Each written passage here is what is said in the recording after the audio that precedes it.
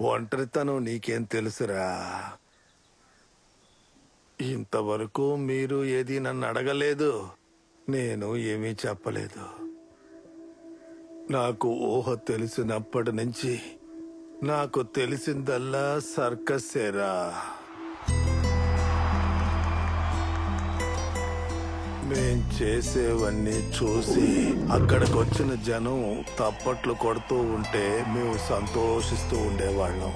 రోజంతా ఆ సర్కస్ గోడారంలోనే ఉండేవాళ్ళం. అందువల్ల పెళ్లి, పిల్లలు, కుటుంబం అని ఆలోచించలేదు. నన్ను నమ్ముకొని ఒక 10-15 కుటుంబాలు తల్లి పిల్లల్లా బతికేవాళ్ళం. పోను పోను నాకు వయసు అయిపోయింది.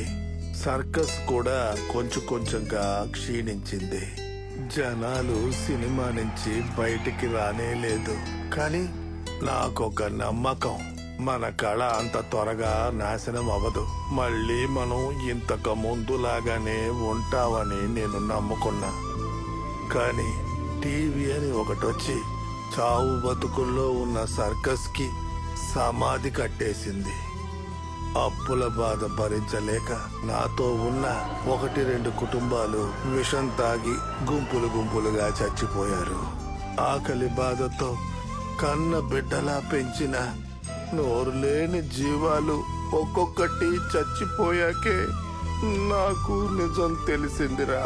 చివరికి మిగిలిన నా ఒకే ఒక ఇల్లు, 4-5 పనికిరాని బళ్ళు, ఇవన్నీ అమ్మి మిగిలిన కుటుంబాలైనా బతకనివ్వమని డబ్బంతా ఇచ్చేసి ఈ ముసలి వయసులో అనాథగా, మనసులో బలం లేక నడి వీధిలో నిలబడ్డా. భార్య, పిల్లలు, కుటుంబం, బంధువులు, చుట్టాలని ఎవ్వరూ లేరు. అయినా దేవుడు నన్ను ఎందుకు ఇంకా బతికిస్తున్నాడు? ఈ ఒక్క ప్రశ్నే నన్ను బాధ పెడుతూ ఉండేదిరా. వెళ్ళనే ఊరు లేదు, ఎక్కడికెళ్ళినా సమాధానం లేదు. సరే, ఒంటరిగా కూర్చొని అన్నపానీయాలు లేకుండా ప్రాణాన్ని వదిలేద్దాం అనుకున్నాను.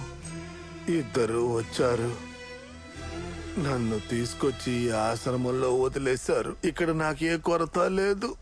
కానీ 4 గోళ్ల మధ్యన బందీలా ఉన్నప్పుడే అర్థమైంది, అడవిలో ఉన్న జీవులన్నీ తీసుకొచ్చి స్వతంత్రంగా ఉండేవి, వాటిల్ని తీసుకొచ్చి ఇక్కడ బంధించి సర్కస్ నడిపిస్తున్నానే అది ఎంత పాపమని అప్పుడు అర్థమైందిరా. ఆ తలంపులే నన్ను ప్రశాంతంగా ఉండనివ్వలేదు.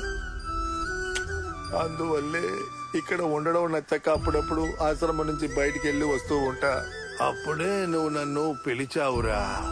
నీకోసమే దేవుడు నన్ను ఇంతవరకు బతికిస్తున్నాడని అనుకున్నానురా. ఆ సంతోషంతోనే నేను నీతో వచ్చాను. నా చిన్నప్పుడు సర్కస్ లో ఉన్న వాళ్ళందరూ బాగా బతికిన రోజుల్లో సంతోషం ఉండేది. అది ఇప్పుడు మళ్ళీ నీతో అనుభవిస్తున్నానురా. నువ్వు ఆ అమ్మాయితో కలిసి ఉండడానికి నా ప్రాణం పోయినా అంతకన్నా సంతోషం నాకేదీ లేదురా. తను ఏడ్చిన ఏడుపు నా కోసం కాదురా, నీ కోసం.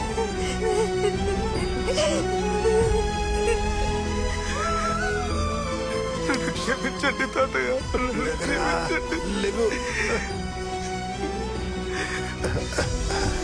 నేనున్నానురా, నేనున్నాను.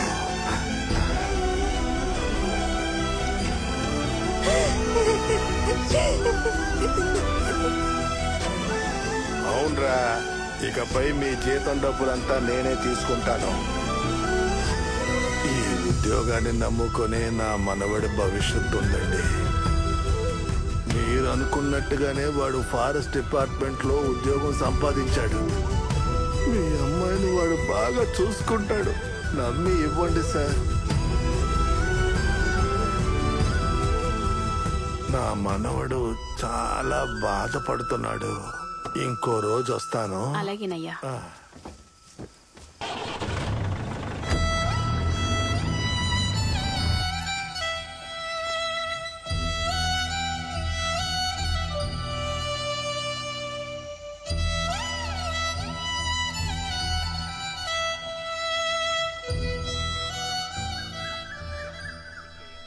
ఇదిగో గణేష, ఎంతసేపు పడుతుందయ్యా? త్వరగా 2 టీలు వేసి వెయ్యాను. ఉండండి. వేసానని చెప్తున్నా, ఇంకా మా చేతికి ఇవ్వలేదే.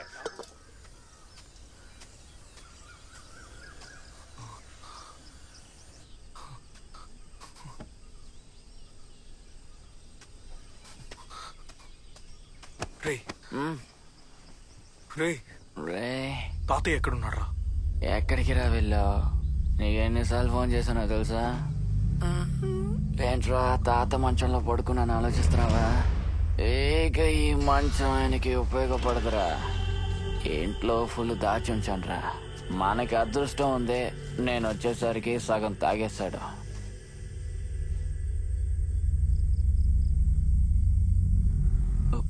తాతయ్య తాతయ్య తాతయ్య, మంచి ఛాన్స్ దొరికింది, దాన్ని వదలకూడదని నీకు ఫోన్ చేశాను.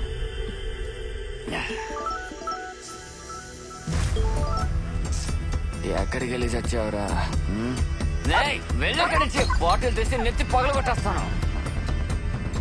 సరేనే ఆలోచించాను, మంచి మత్తులో ఉన్నారు. నువ్వు ఫోన్ తీయలేదా? ఉడు అడవికి కాపలాకి వస్తారని అడిగాను, వచ్చేసారా. ఫారెస్ట్ వాళ్ళు చెప్పింది గుర్తుందా? ఏనుగు గుంపుగా వచ్చిందంట. అందుకే తిన్నగా ముడం అడవి దాటి మామిడి తోటలో బడిగా పెట్టేసి వచ్చేసాను. ఈ బాటికి ఆయన చచ్చి ఉంటాడు రా. రే కెంబా, ఆగరా, వెళ్ళకరా. ఎక్కడికి పారిపోతున్నారు ఇద్దరు? తాత కనిపించట్లేదని మూడవాడికి వెళ్తున్నాడు. కనపడతలేదా? హలో అక్క, తాతయ్యకి ఏమైందో తెలియడం లేదు, అందరూ అడవిలోకి పరిగెడుతున్నారు.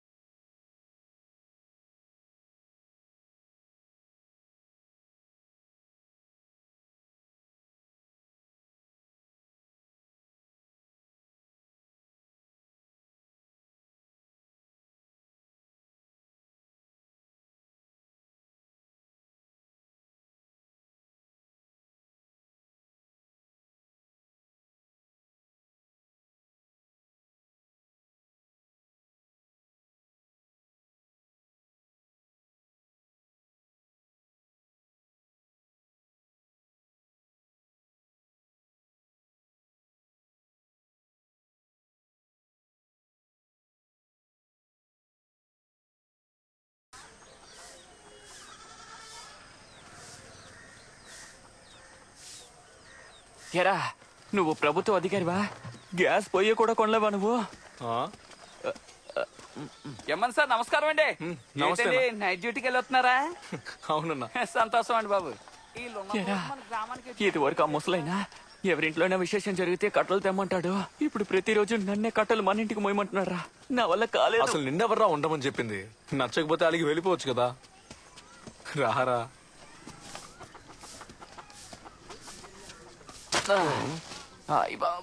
సోమరిపోతులారా, ఈ 4 కట్టెలు కొట్టుకురావడానికి ఇంత టైం పట్టిందా? దద్దమ్మల్లారా.